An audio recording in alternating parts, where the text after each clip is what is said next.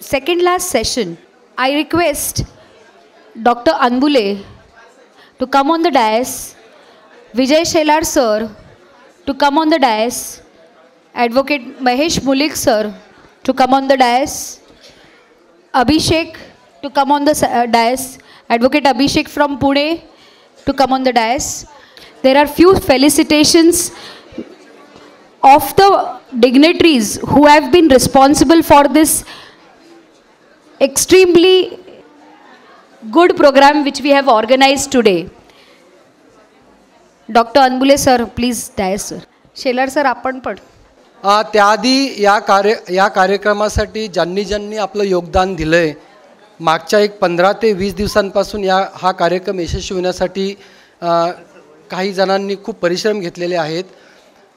कॉलेजच्या वतीने आणि फोरमच्या वतीने आणि तिन्ही बारच्या वतीने आपण त्यांचा सत्कार करत आहोत. मी अंजली हेलेकर मॅडम, प्रिन्सिपल मॅडम आणि पाटील साहेबांना विनंती करतो की तुम्ही कृपया डायसवर यावं हे सत्कार करण्यासाठी. Advocate Prabhakar Parse, I request Principal Madam Vaishali Gurov Madam to felicitate Advocate Prabhakar Parse with a memento.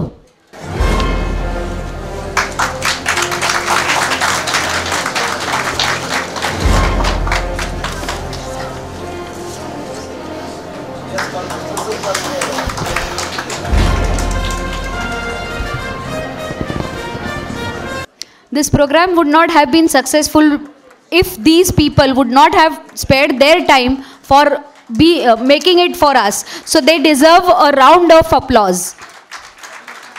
Thank you. Advocate Rajesh Teke, I request Honorable District Judge Shri Patil sir to felicitate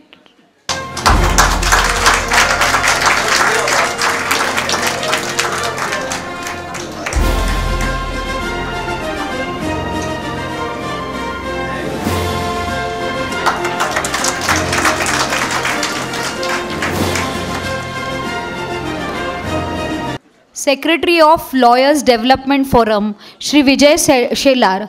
I request Honorable District Judge Shri Patil sir to felicitate Vijay Shelar sir.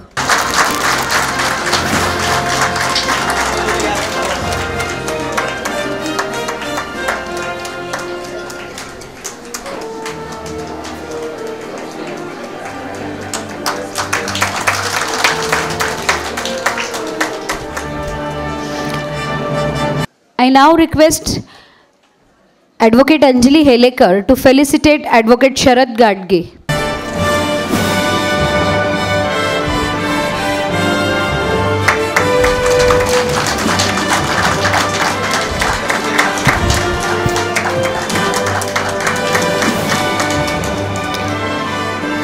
I request Principal Madam Vaishali Gurov Madam to felicitate Advocate Jeevan Kuril.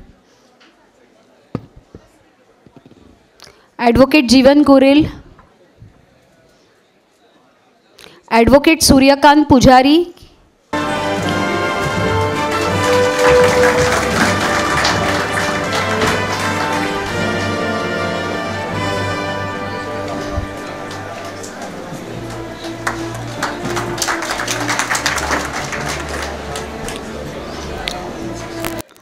I request Dr. Anbule sir to felicitate Advocate Tabrez Jabali, who is Secretary of Kurlakot Bar Association.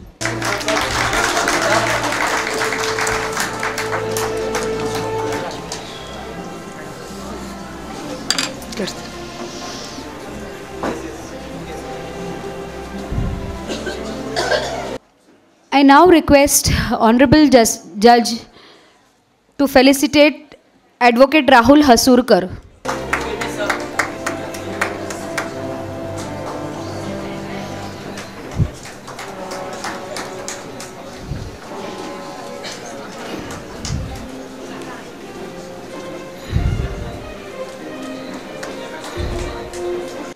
I now request Advocate Anjali Helekar Madam to felicitate Advocate Jeevan Kuril. He is Secretary of Vikhroli Court Bar Association, who is also one of our patrons.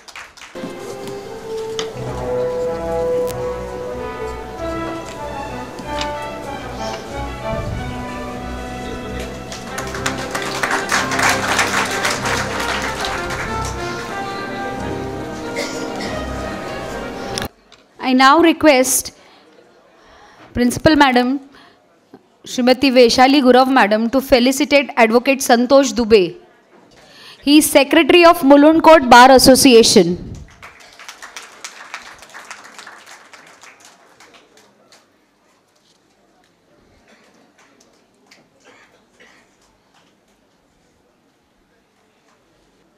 Last but not the least, I now request Dr. Anbule sir to felicitate Advocate Abhishek Jagtap, who also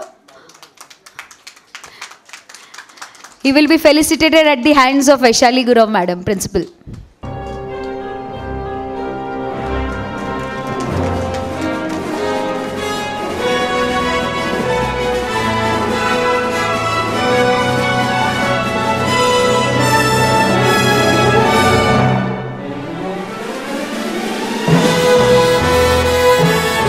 On behalf of Lawyers Development Forum, in collaboration with Advocate Balasaheb Apte College of Law, Mulund Court Bar Association, Vikhroli Court Bar Association and the Kurla Court Bar Association, I welcome our next resource person, Dr. Umesh Chandra More, to this session of this workshop.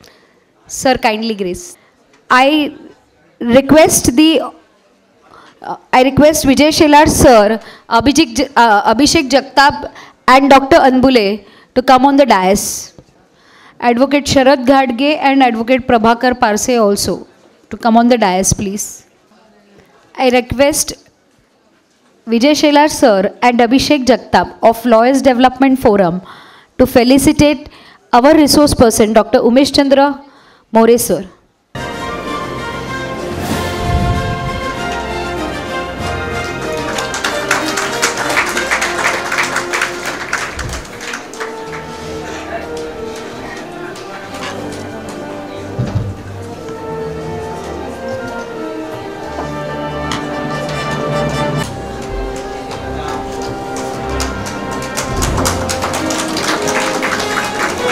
I am mesmerized just by reading sir's profile and insights and strengths. If I start reading the whole of it, I think 40 minutes will go in that. That is the achievements which our resource person is having. He deserves a round of applause for his achievements. I am only taking through a gist of the same with sir's permission. Sir holds several qualifications, the highest being the PhD in law with the subject judicial reforms, issues and challenges. He holds LLM in human rights. He holds an MBA in HR. He holds certificate in journalism, diploma in consumer protection laws. I'm just reading few of them. PhD in cyber law. He holds multiple master degrees, which if I go through will take the whole of the evening. He holds numerous diploma and certificates in fields like journalism, consumer protection, labor laws, cyber laws, intellectual property rights, forensic medicine, anti-corruption law, e-litigation and value education and spirituality. Sir joined a judicial career and as a civil judge junior division and JMFC in Vasai Virar in the year 2004. He has been promoted through various positions, ultimately becoming the district and sessions judge in the year 2021. He was also the secretary of District Legal Services Authority in Kolhapur in the year 2016 to 2019. He has numerous appointments as additional session judge and assistant sessions judge. He has attended and conducted numerous training programs, conferences and workshops at national and state levels, including mediator training and legal services conferences. He has delivered lectures and speeches at various educational and government institutions on various topics. Honorable District Judge is felicitated as Best Mediator Judge by the MCPC Supreme Court, New Delhi in the year 2012. In 2016, he was recognized as the Best District Legal Services Authority Secretary. Besides, Sir has been recognized for his continuous contributions to mediation, legal services, rights of marginalized community such as the transgender and victims of trafficking. Sir's various articles on judicial reforms and mediation have found acclaim. He has delivered speeches on various legal and social issues, specialties being gender justice, cybercrime, and ADR mechanisms. His profile highlights his extensive educational background, rich professional experience, significant contribution to judicial system, mediation, and efforts in way of legal reforms. I now request Sir to enlighten us on the topic of the Bharatiya Nyaya Sanhita 2023, sentencing, community services, commutation of sentence, sentence in default of payment of fine. Over to you, sir.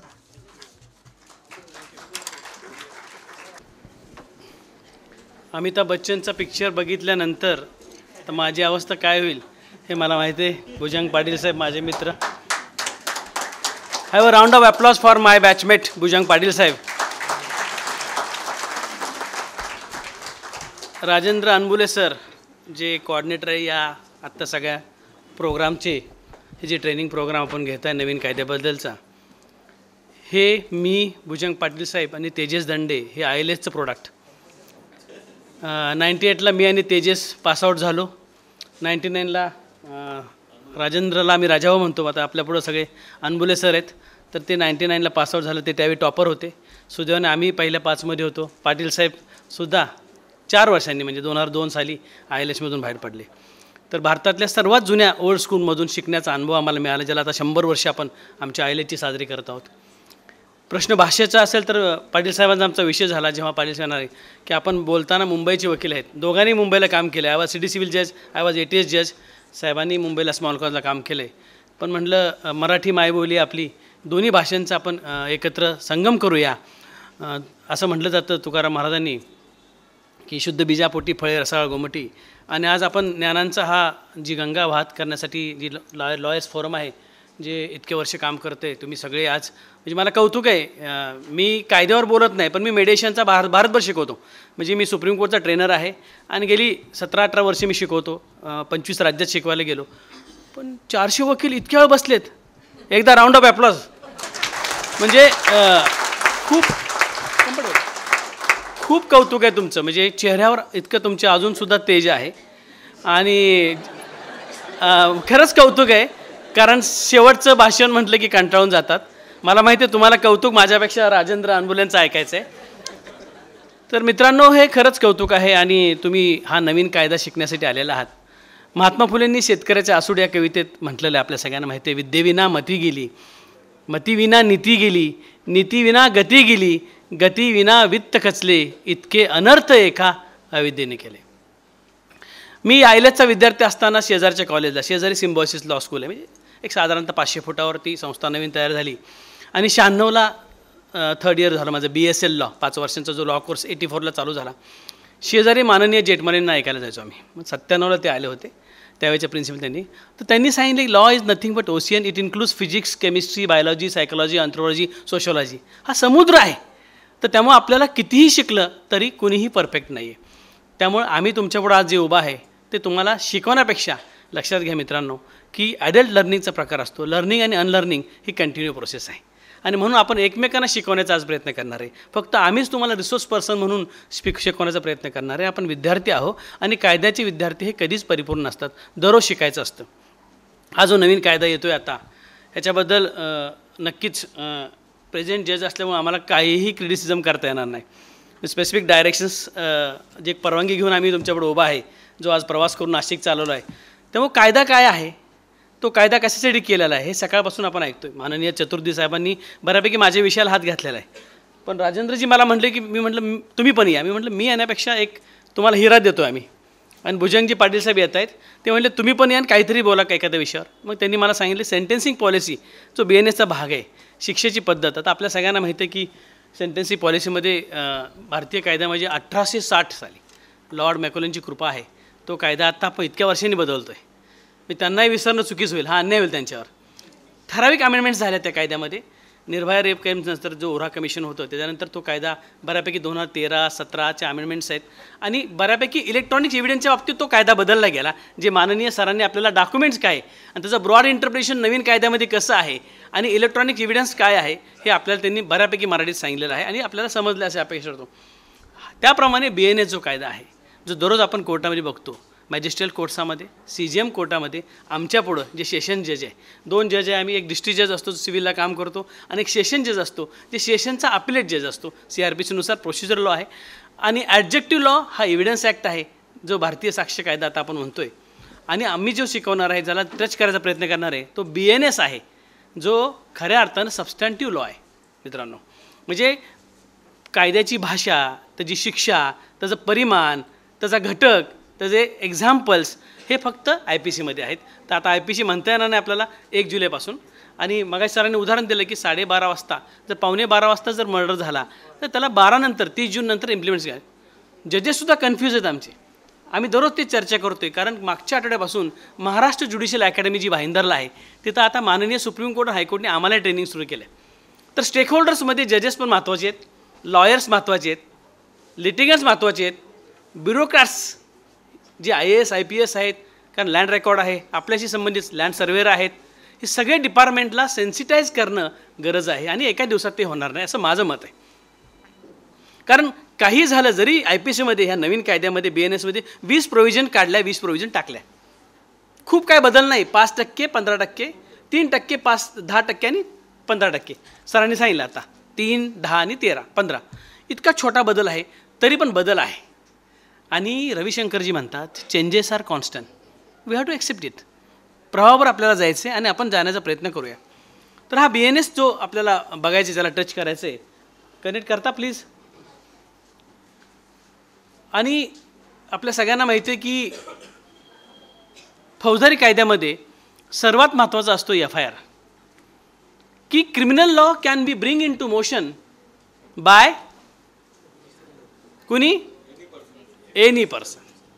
It is not necessary that aggrieved person, that victim of a crime shall initiate the prosecution. तर ही कायद्याची पद्धत आहे. तर विद्यार्थी कायद्याचं म्हणून मला असं वाटतं मित्रांनो, जो बेसिक FIR आहे, आता सेशनला मी बेलला काम करतो, सेशन जजला आता बेल किती महत्त्वाचं आहे यांनी सांगितलं. पुनीतजींनी तर भरपूर सांगितलं आपल्याला, भरपूर हसवलं. पुनीतजींचं एक वाक्य मला सांगायचं आहे महत्त्वाचं, म्हणजे की त्यांनी सांगितलं मला की चुल्हा जलेगा ना, चुल्हा जलेगा. तर आम्ही काय तुमचा चुल्हा जलवणार नाही आज, लक्षात द्या. ते पुनीत चतुर्थी होते, आम्ही डिस्ट्रिक्ट जज आहे, पण त्याकरता कशा प्रकारे आपल्याला तयारी करता येईल सांगायचं. आणि दुसरं एक वाक्य की गुरु मॅडम तुमचा केटर हारला बरं का, हारला, त्याला सांगा हारला, पाटील साहेब जिंकले. तर चला आपण सुरुवात करूया BNSच्या विषयाला, जो मला सरांनी आदरणीय राजेंद्रजींनी हा विषय दिलेला आहे. आणि भारतीय न्यायसंहिताचं प्रॉस्पेक्टिव्ह इफेक्ट. आता आपण महिलांच्या कायद्यामध्ये सेक्शन 6 आणि 8मध्ये शिकलो आहे रेट्रोॲक्टिव्ह इफेक्ट काय असतो, रेट्रोस्पेक्टिव्ह इफेक्ट काय असतो आणि प्रॉस्पेक्टिव्ह इफेक्ट आहे म्हणजे when it will be implemented as soon as law came into force. Home minister साहेबांनी डिसेंबर 23मध्ये हा कायदा इनॉग्रेट केला, इनॅक्ट केला पार्लमेंटनी. आणि आता खऱ्या अर्थाने त्याचं लोकांना सेन्सिटाईज करण्यासाठी, समजण्यासाठी 1 तारखेनंतर माफी नाही आहे. 1 तारखेनंतर मला कायदा माहीत नाही असं म्हणता येणार नाही, जजला पण नाही आहे आणि पक्षकारांना पण नाही, आणि अर्थातच सन्माननीय वकिलांना. पहिल्यांदा लोक तुमच्याकडे येणार आहेत, आमच्याकडे नाही येणार, हे महत्त्वाचं आहे. आणि म्हणून खऱ्या अर्थाने तांबे सरांनी, गुरु मॅडमनी, ह्या संस्थेने हा सुंदर कार्यक्रम घेतला आहे सेन्सिटाईज करण्याचा. आणि आपल्याला ही परंपरा सुरू करायची. आपण 3-4 लेक्चर्स झाल्यानंतर मला असं वाटतं बऱ्यापैकी आपल्याला बेस समजेल. आणि जो पण प्रॅक्टिकल अप्रोच आपल्याला येत नाही तो पण आपल्याला समजणार नाही. मी नेहमी सांगतो मुलांना, त्याच्या मला बऱ्याच दिवसातून वकिलांपुढे बोलायची संधी मिळाली. लॉ कॉलेजला मी नेहमीच असतो, 20-25 लॉ कॉलेज सांगितले. आता मी नाशिकला तर आम्ही क्लास सुरू केला आहे आता JMCसाठी. नाशिकचे ॲडव्होकेट जयंत जायभावे आणि आमचा टीम निघतात. आम्ही 2 डिस्ट्रिक्ट जज आहे आम्ही आणि एक 8 मॅजिस्ट्रेट आहेत. त्याच्यामध्ये आता आमचे 25 सरकारी वकील झाले, जे परवा निकाल लागला तर नाशिक बारचे. आणि मॅजिस्ट्रेटमध्ये साधारणतः 35 जण आमच्या आता मेन्सला आहेत. म्हणजे आम्ही तो कायदा शिकवतो पण मुलांना शिकवतो. आता तुमच्याकडे शिकवताना, वकिलांना शिकवताना थोडी जबाबदारी वाढेल. तर आपण भारतीय न्याय संहिता याच्याकडे आपण वळूया. थोडा बदल आहे हे बघा. BNSला 358 सेक्शन्स आहे, there are 358 sections, whereas IPC having 511 sections. Last sections आपल्याला माहिती आहे अटेम्प्ट. तर हा जो सगळे सेक्शन्स सगळा जो कायदा आहे थोडक्यात आटोपण्यात आलेला आहे. काहीही विशेष बदल नाही एक्सेप्ट 20 सेक्शन्समध्ये बदल आहे. काही पनिशमेंट वाढलेलं आहे. आपल्या सगळ्यांना मित्रांनो माहिती आहे की कुठल्या प्रकारचे आपल्याकडं सेंटेन्सेस आहेत. एनिबडी किती सेंटेन्सेस आहेत? सर्वात सिरियस सेंटेन्स कुठला आहे? डेथ. दुसरं लाईफ. तिसरं रिगरस अँड. चौथं परफेक्ट. पाचवं आणि नवीन जे सकाळी चतुर्वेदी साहेबांनी सांगितले तो कम्युनिटी सर्व्हिसचा एक्झाम्पल मला देता येईल? कुठल्या कायद्यात होतं का कम्युनिटी सर्व्हिस ह्याच्या आधी? नाही म्हणणारे किती? CS नाही ना. मला असं चालायची सवय हो. मी JSला म्हणलंच काय करू. हे शिक्षक असंच असतो. पण कम्युनिटी सर्व्हिस कुठल्या कायद्यामध्ये? Probationer of offenders act. Same reformative jargon. आता एक उदाहरण दिलं XYZ निबंधाचं, मी नाही बोलू शकत त्याच्याबद्दल. पण लक्षात घ्या section 4 and 5 of probationer offenders act, the benevolent provisions for the benefit of certain accused having age below 21 years in certain offenses they can be obtained benevolent provisions of benefit of probation of offenders act. POला appoint केलंय. He has to supervise. कसा आहे व्यक्ती, त्याच्या घरी जायचं, त्याचं background काय आहे, त्याचं कॅरेक्टर काय आहे, त्याच्या घरी एलिमेंट्स काय आहेत आणि त्याला बेनिफिट देता येईल. रिफॉर्मेटिव्ह जार्गन. ज्युरिस्प्रुडन्समध्ये आपण बघतो थेरीज ऑफ पनिशमेंट, त्याच्यामध्ये हा रिट्रिब्युटिव्ह प्रकार सगळीकडे चालणार नाही असं सध्याच्या 21व्या शतकामध्ये भारत विकसित होतोय. आता WTO आल्यानंतर भारत विकसित होतोय आणि विकसित होत असताना आपण युनायटेड नेशन्स ऑर्गनायझेशनचे दुसऱ्या महायुद्धानंतर मेंबर झालो. सगळे कन्व्हेन्शन्स ॲडॉप्ट केले, साईन केलेली आपण भारत देश हा त्यांचा मेंबर नेशन असल्यामुळं आपण ती लिबरल पॉलिसी केली आणि त्याचा इम्पॅक्ट आता आहे हे कम्युनिटी सर्व्हिस ॲक्सेप्ट करतो. याच्यावर टीका होणार आहे, 100% टीका होणार आहे. Coin has 2 sides. छापा आणि काटा. तर कम्युनिटी सर्व्हिस कुठल्या केसमध्ये देता येईल आणि कुठल्या केसमध्ये देता येणार नाही हे खूप. Okay, whether I am audible? Last bench खूप महत्त्वाचा असतो. आम्ही पण ILSला बऱ्याच वेळा लास्ट बेंच लावतो, स्वतःला कमी समजू नका. कम्युनिटी सर्व्हिसचा प्रकार मला दिला आहे माननीय अनबुले साहेबांनी आज बोलायला. दुसरा दिला आहे यस सेंटेन्सिंग पॉलिसी मला एक दिलेला आहे मित्रांनो. आणि तिसरा प्रकार दिला आहे कम्युटेशन ऑफ सेंटेन्सेस, ज्या एक्झिक्युटिव्हच्या पॉवर्स आहेत. ऑडिबल? हॅलो, माय टेस्टिंग. Hello hello hello. तर या 3 प्रकारचे सब टॉपिक्स माननीय कोऑर्डिनेटर यांनी मला दिलेले आहे. तर आपण सुरुवात करताना बघूया. 33 ऑफेन्सेस आहेत. इन्हान्समेंट केली काय पनिशमेंटला. मॉब लिंचिंगचा प्रकार जो झाला, आता काय उदाहरणं ज्या आता केसेस पेंडिंग असल्यामुळे बोलू नये, पण काय गुजरात राज्यात काय घटना घडल्या, काय आंध्र प्रदेशमध्ये घडल्या, काय केरळमध्ये घडल्या. तर मॉब लिंचिंगमध्ये इनोव्हेटिव्ह आयडिया घेऊन पनिशमेंट इन्हान्समेंट केली आणि त्याचं बायफर्गेशन केले आपण बघणार आहोत. Fines in cases have been increase. 83 केसेसमध्ये फिनान्शियल ऑटोनॉमी. आता भारत हा आधी अंडर डेव्हलप्ड होता, विकसनशील, आता विकसित व्हायला लागला आहे. त्यामुळे नक्कीच फाईनची कॅपॅसिटी लोकांची वाढायला पाहिजे. आणि लक्षात घ्यावं, खऱ्या अर्थाने त्यांना रिट्रिब्युटिव्ह सेंटेन्समध्ये सगळीकडं यश मिळत नाही. 20 वर्ष सेशन 20 वर्ष आम्ही दोघं काम करतो जज म्हणून. मॅजिस्ट्रेटपासून ट्रायल कोर्टापासून सेशन जे झालो, पहिल्यांदा आपल्याला पाहिजे, आपलं व्हिजन आहे कायद्याचं, पहिल्यांदा prosecution should case prove beyond म्हणजे रिजनेबल डाऊट, म्हणजे 7 समुद्राच्या पलीकडे जाऊन सरकार पक्षाने सिद्ध करणं, ती शृंखला जोडणं. 2 प्रकारचे एव्हिडन्स असतात, डायरेक्ट एव्हिडन्स, इनडायरेक्ट. मग ती केस डायरेक्ट एव्हिडन्सची आहे का सर्कमटन्शियल एव्हिडन्सची आहे हे सिद्ध करणं सरकार पक्षाचं काम आहे. अशा परिस्थितीत सिद्ध झाल्यानंतर त्या गंभीर केसेसमध्ये काही शिक्षा इन्हान्स केली, काही फाईन जे मॉनिटरी फाईन आहे तो इन्हान्स केलेला आहे. आपण बघूया. सुरुवातीला आपल्याला माहिती आहे की इनकम्प्लीट कॅटेगरी ऑफ ऑफेन्सेसमध्ये अटेम्प्ट आहे, अबेटमेंट आहे, कन्स्पिरेसी, इन्स्टिगेशन, एड, अबेटमेंट. त्याला एकाच अंब्रेलाखाली सगळ्या अंब्रेला छोटे छोटे केलेत आणि अनेक ऑफेन्सेस एकत्र केलेले. हाच फक्त परिपाक आहे. Abetment of an offence committed in India by person, हा खूप महत्त्वाचा आहे. परदेशात तुम्ही बसलेला, you are sitting in outside of India, boundaries outside of India, आणि तिथं जर तुम्ही लक्षात घ्या, person outside India has now been made an offence under section 48 of BNS 2023. This will criminalise the act of those person who sit outside India and conspire to commit an offense in India. What is conspire? The person under common intention by mitigating their mind for common object in set of circumstances design an offense. Conspiracy म्हणजे काय? मेंदूच्या subconscious कप्प्यामध्ये common object आहे, mitigation of mind आहे की हा तू मुंबईमध्ये जाऊन ह्या माणसाला मार, मी अमेरिकेत बसलोय. तेव्हा physical praising doesn't make difference. तर हा नवीन अमेंडमेंट जी झाली आता नवीन, त्याच्यामध्ये हा महत्त्वाचा मुद्दा आहे. समजलं आपल्याला? CS रिपीट करत नाही झाला आहे. कम्युनिटी सर्व्हिस काय? फक्त 5 केसमध्ये कुणीच फोटो काढू नका. माननीय अनबोली सरांना मी देतो PPT. Non appearance in response to proclamation. Proclamation कधी निघतं? पहिल्यांदा समन्स, बेलेबल वॉरंट, 5,000चं 10,000चं वॉरंट, नॉन बेलेबल, एक्झिक्युशन, अटक केली, नाही सापडला, proclamation, 82, 83, 84, attachment of the property, you got it. सापडत नाही, 299 CRPS नुसार केस चालली जाते, एव्हिडन्स ॲड्यूस केला जातो. या केसमध्ये अटेम्प्ट टू कमिट सुसाईड, दुसरं टू कंपेल ऑर रिस्ट्रेन, माझ्या मनासारखं काम करा पब्लिक सर्वंटला, नाहीतर मी आत्महत्या करतो, किंवा मला अटक करताय ना, मी आत्महत्या करतो. 2 लक्षात घ्या, परत सांगतो. Attempt to commit suicide, to compel or restrain exercise of lawful power of public servant, vice versa, दुसरी साईड.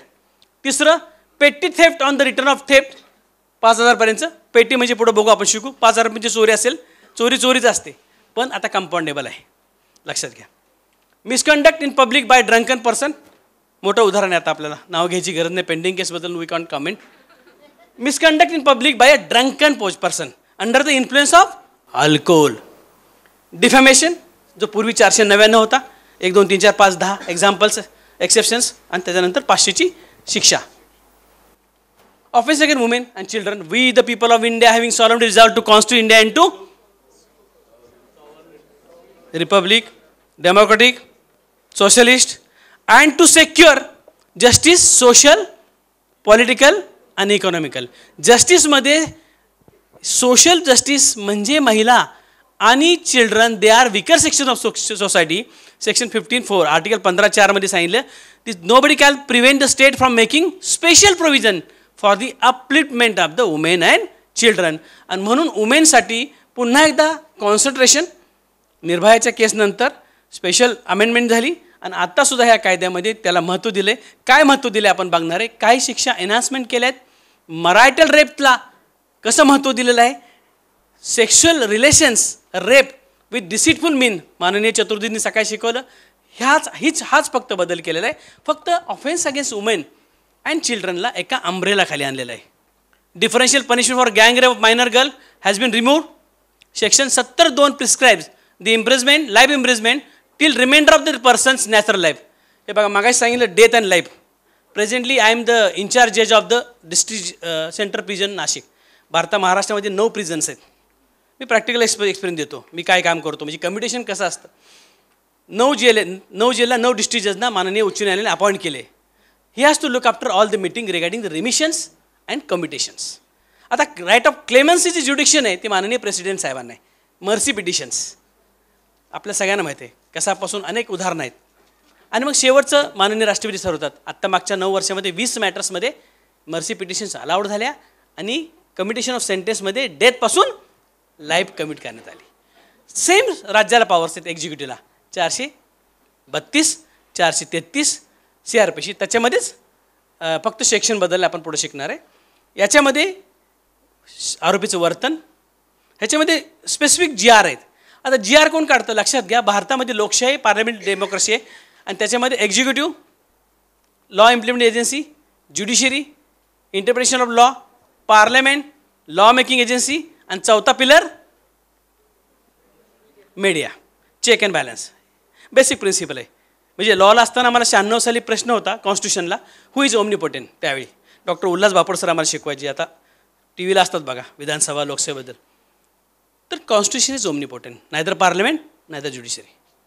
हा बेसिक प्रिन्सिपल आहे, लक्षात घ्या.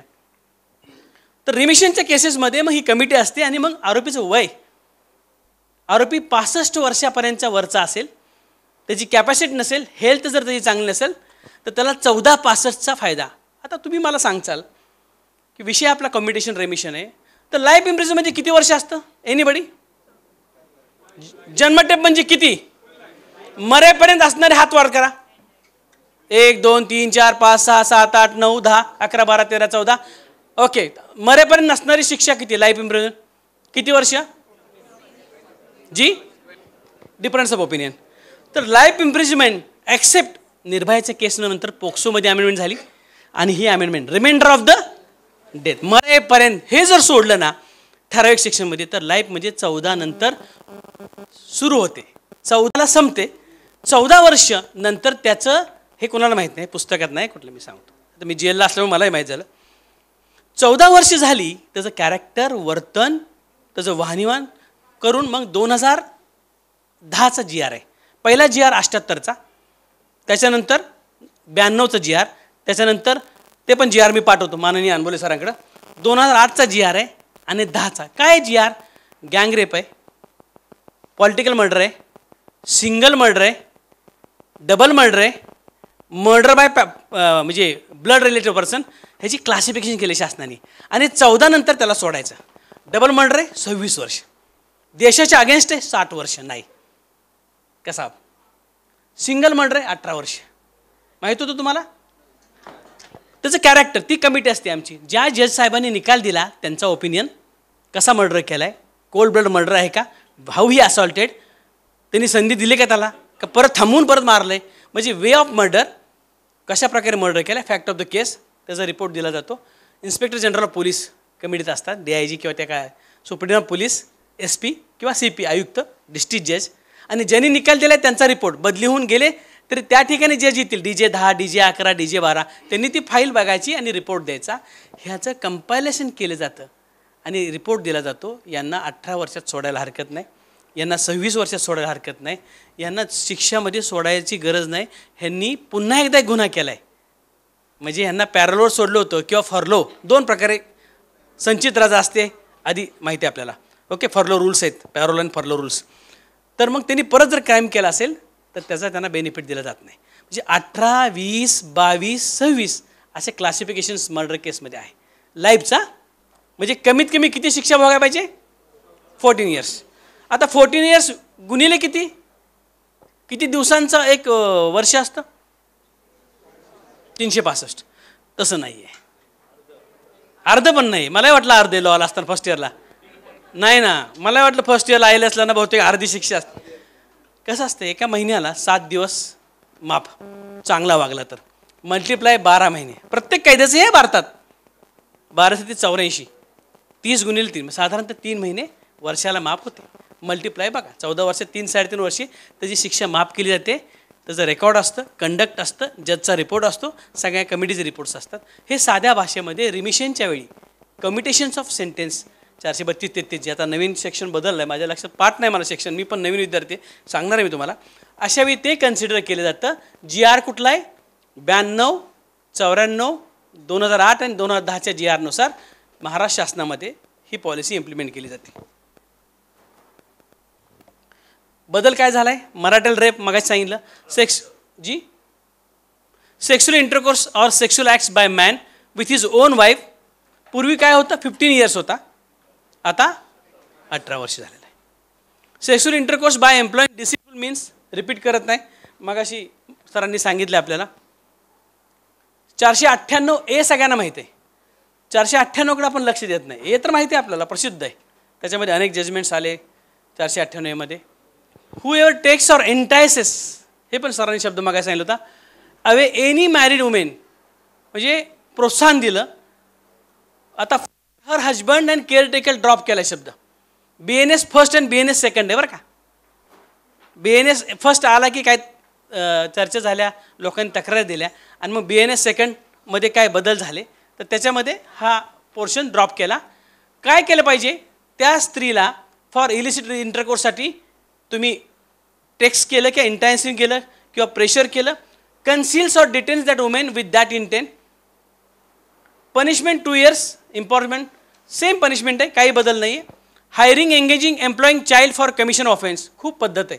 आय वॉज सेक्रेटरी, मी उदाहरण देतो म्हणजे मला वाटतं क्लिष्ट कायदा सांगण्यापेक्षा उदाहरण समजेल. I was DLS secretary, district madam काम करतात, भेटलो CDCVला असताना. डिस्ट्रिक्ट लिगल सर्व्हिसेस अथॉरिटी हे नालसा, नॅशनल लिगल सर्व्हिस अथॉरिटीचे पॅट्रन इन चीफ माननीय चीफ जस्टिस ऑफ इंडिया असतात.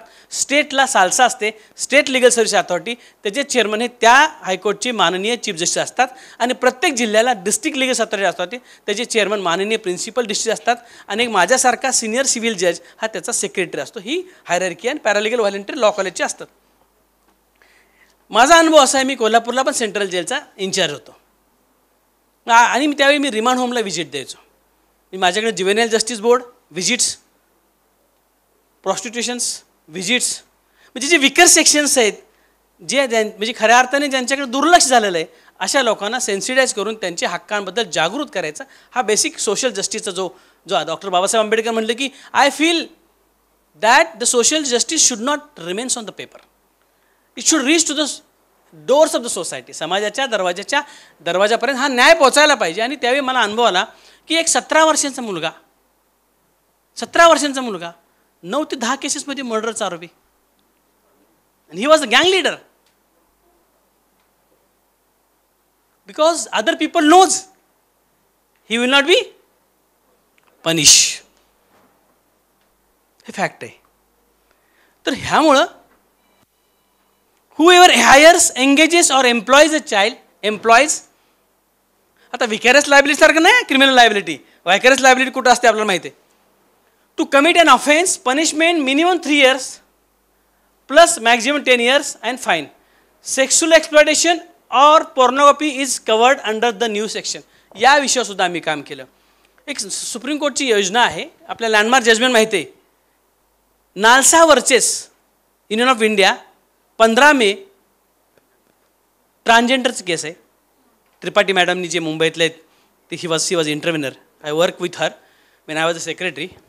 Victims of trafficking and commercial sexual exploitation, म्हणजे व्यावसायिक लैंगिक शोषणाचे बळी आणि मानवी तस्करीची बळी. कोण बळी आहेत?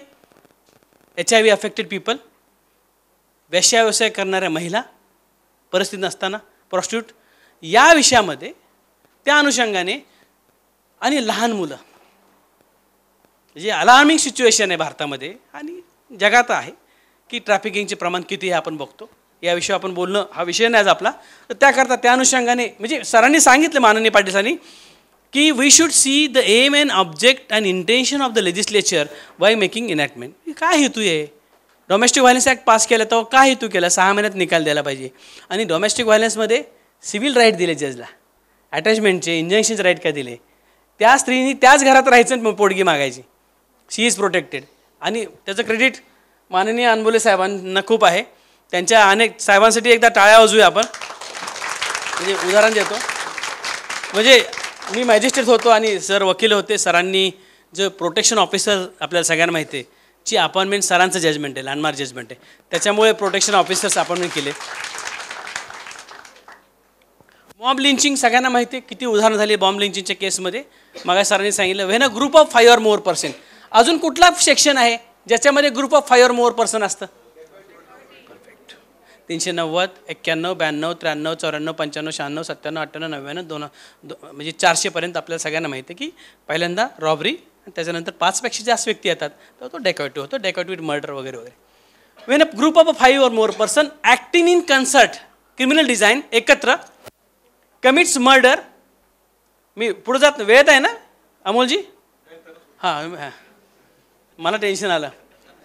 On the grounds of race, caste, community, sex, place of birth of language. सन्माननीय सर्वोच्च न्यायालयाने त्या केसमध्ये सांगितले supreme court has also laid down guidelines in Tehseen Poonawalla case on mob lynching. त्याच्यामध्ये सांगितलं it's unfortunate state of affairs that and alarming situation that we are fighting on the grounds of sex, caste, religion.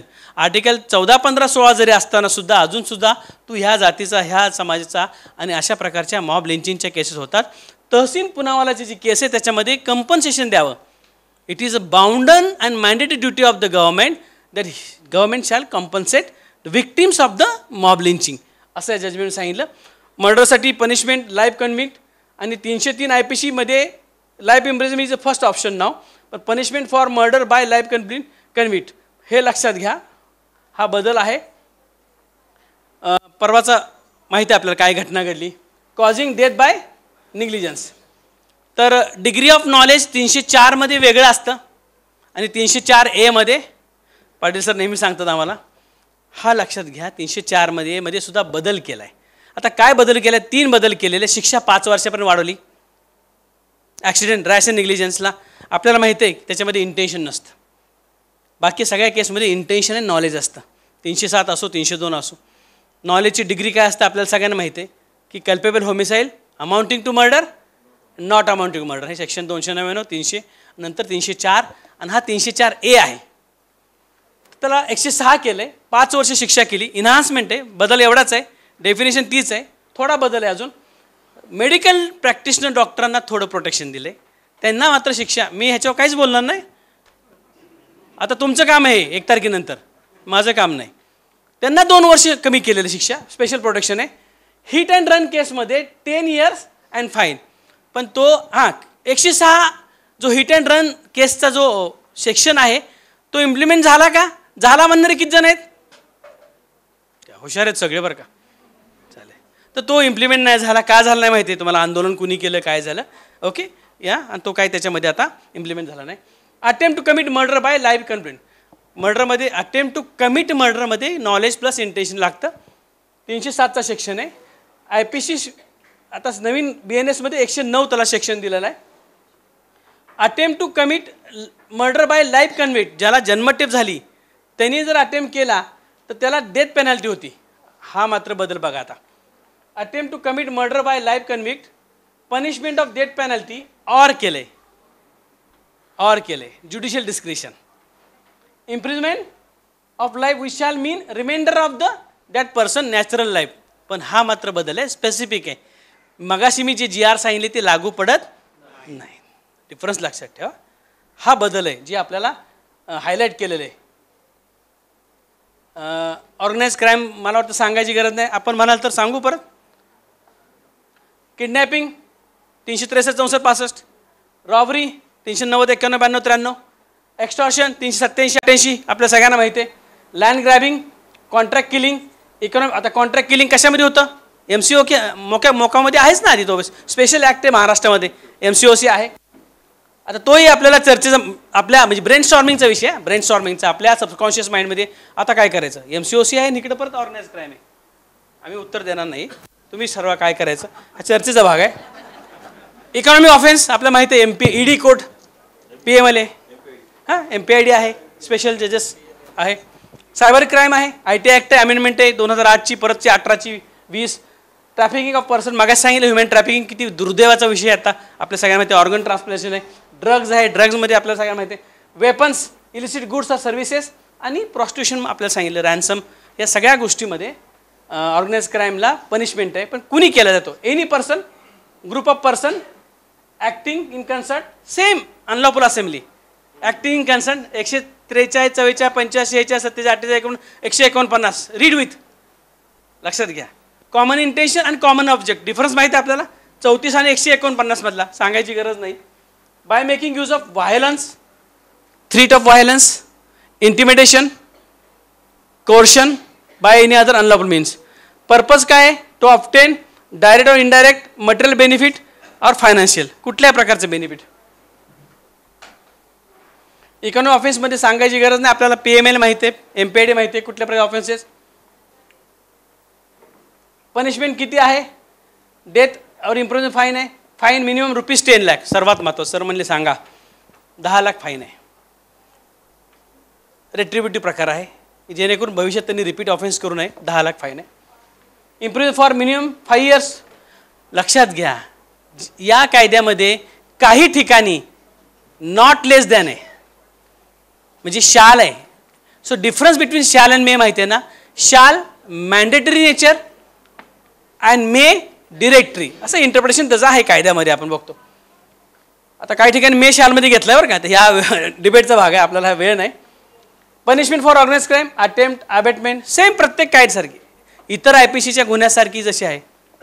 हां, पडण्याची शक्यता. Yes. कन्स्पिरसी, फॅसिलिटेटिंग. Facilitation म्हणजे काय? जसा मेडिएशनचा role आहे. किती लोकांनी ट्रेनिंग घेतलं आहे मेडिएशनचा? मी शिकवलं आहे कुणाला? लोणावळ्याला कोण होतं? हां, विरारकर होते माझ्याकडं. तो फॅसिलिटेशन म्हणजे काय? उत्प्रेरक, जे आपण केमिस्ट्रीमध्ये शिकलेलं आहे. असिस्ट करायचं, चल मारून टाक. फॅसिलिटेशनचा रोड म्हणजे इन्स्टिगेट करायचं, स्वतः फिजिकल मुवमेंट कुठली नाही. Doing preparatory acts about organise crime. Punishment is imprisonment of minimum 5 years. याच्यामध्ये 5 वर्षापेक्षा शिक्षा माननीय जज साहेबांना कमी करता येणार नाही. हे ऑर्गनाइज क्राईमचं वैशिष्ट्य आहे. ओके. कुणाला पनिशमेंट होईल? सेम अनलॉफुल असेंब्लीसारखं. Being member of unlawful assembly कसं आहे तसं बिईंग मेंबर ऑफ सिंपल. पेटी मगाशी सरांनी सांगितले, पेटी ऑफिसर साहेबांनी पण मगाशी सांगितले. मी पुढे जातो. टेररिस्ट ॲक्ट हा मोठा बदल आहे. आता टेररिस्ट ॲक्ट घेतला याच्यामध्ये काय का अमेंड केलं असेल, का दुरुस्त केलं असेल? अजून कुठं टेररिस्ट ॲक्ट बद्दल आहे पनिशमेंट? कुठल्या कायद्यात आहे?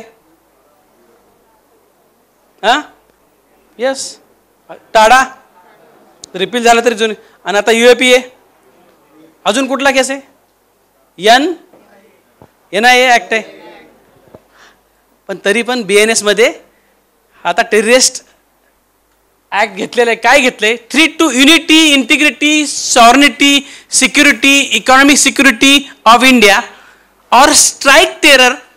म्हणजे जे आता ते सायबर टेररिझम पण होऊ शकतं, जे IT ॲक्टमध्ये अमेंडमेंट आहे. Strike terror in the people or any section of the people of India or in any foreign country by use of bombs, dynamics, explosive substance, inflammable substance, weapons, poisonous, noxious gases. आता हे सध्या आपण बघतोय Ukraine आणि रशियाचं युद्ध. Noxious gases, chemicals, biological, radio वगैरे वगैरे वगैरे, डेथ, इंजुरी पर्सन वगैरे वगैरे. सर्वात महत्त्वाचं याच्यामध्ये एक आहे की वा टेररिस्ट ॲक्ट आहे, याला डिस्ट्रिक्ट जजला पॉवर्स आहेत आता हे शिक्षा द्यायच्या. हा पण चर्चेचा भाग आहे आता की स्पेशल ॲक्टचं काय करायचं. सेम कन्सेप्ट आहे, सेम बेस आहे आता. पण ग्रॅज्युअली ह्याच्यामध्ये कायदा ग्रॅज्युअली आता हा तुमच्यासाठी चर्चेचा भाग आहे, मी काय सांगत नाही. Okay.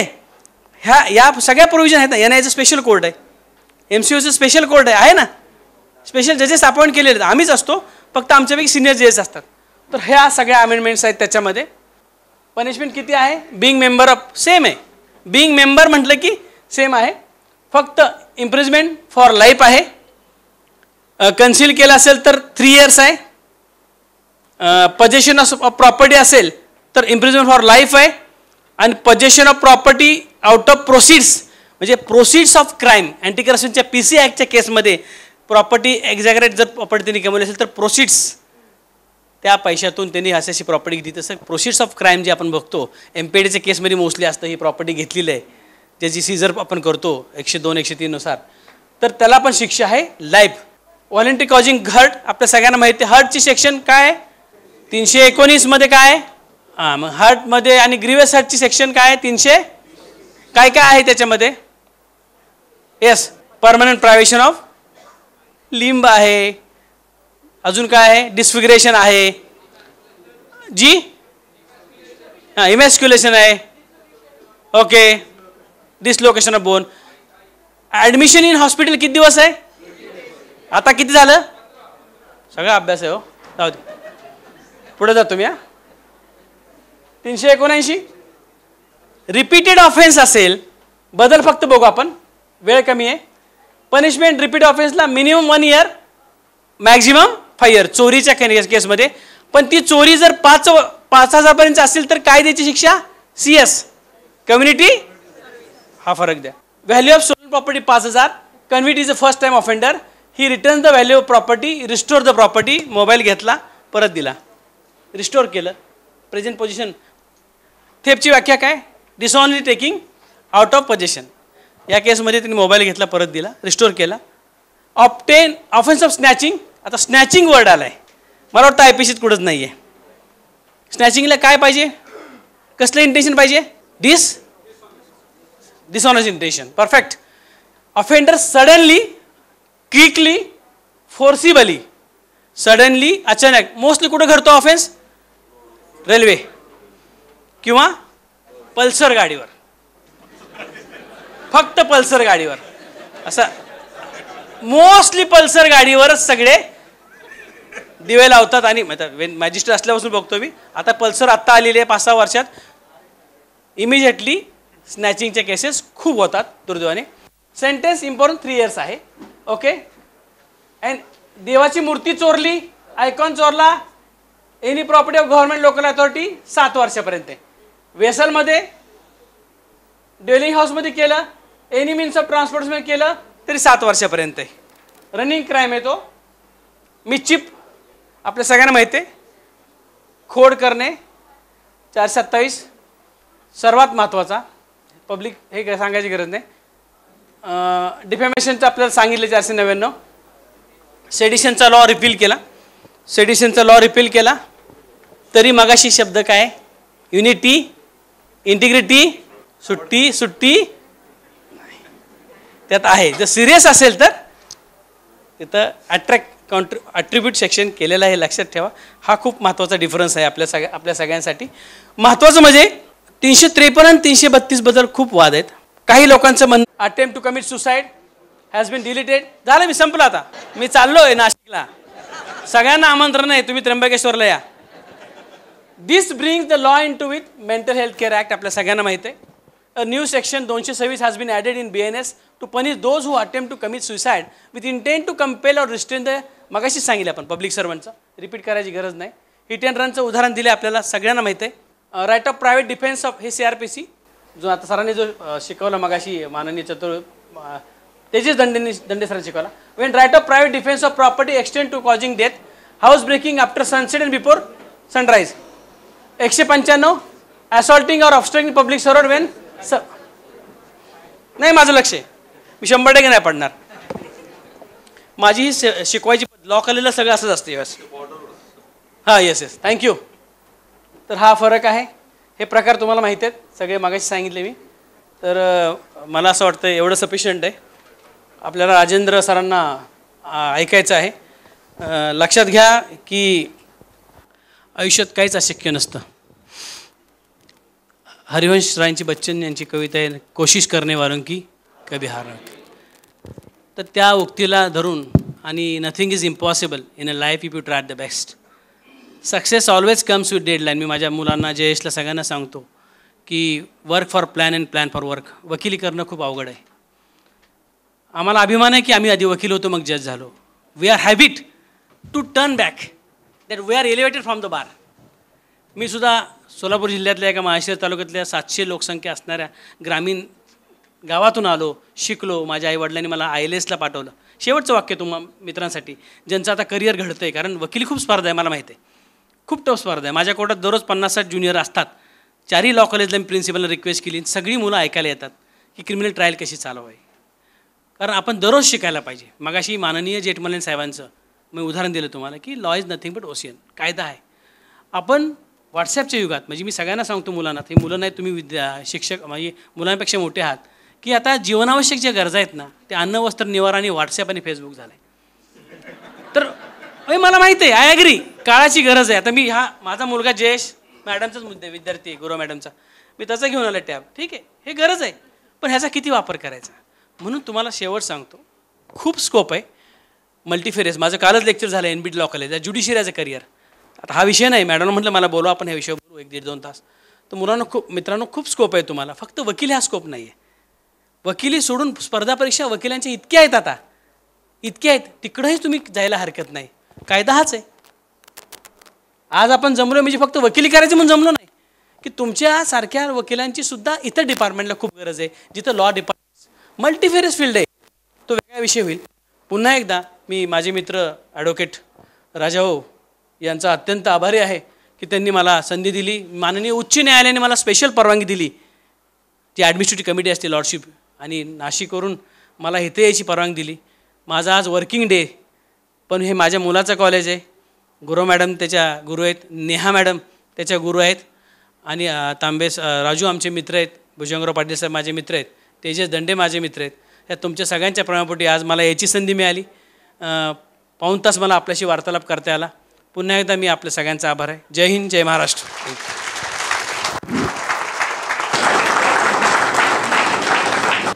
It is my immense pleasure to express my sincere thanks and appreciation to Honorable Judge for being with us and sharing his inputs, which will surely make our way smooth in our regular practice now onwards.